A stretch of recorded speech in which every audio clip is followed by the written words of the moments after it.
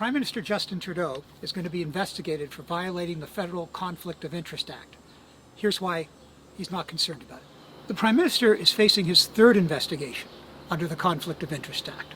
This for what role he may have played in the awarding of a $911 million contract to a charity to encourage student volunteerism.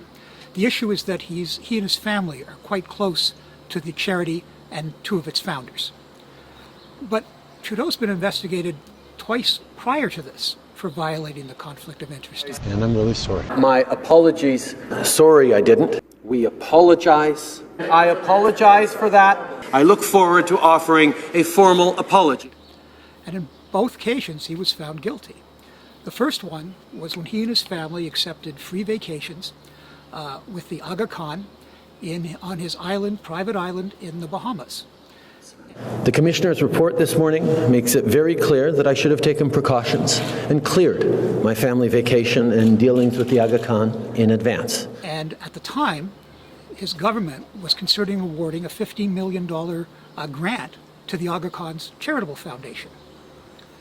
In the second case, the Prime Minister was found guilty of improperly attempting to influence the Attorney General of Canada to drop a criminal prosecution of a Quebec company called SNC Lavalin. I was happy to take all the questions yesterday.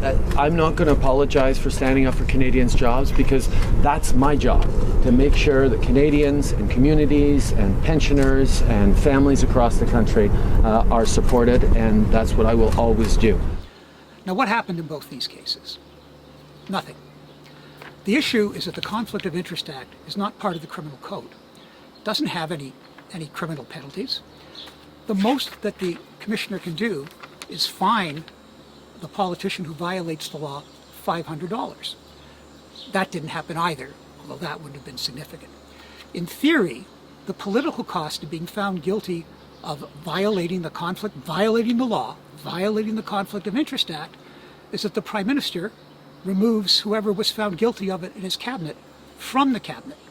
Obviously, the only person who can remove someone from the cabinet is Justin Trudeau, and he's not going to fire himself. If we want the Conflict of Interest law to work, Parliament is going to have to rewrite it so that it has some real teeth. I'm Laurie Goldstein of the Toronto Sun. We're always interested in your views, and please follow us on Facebook and our YouTube channel.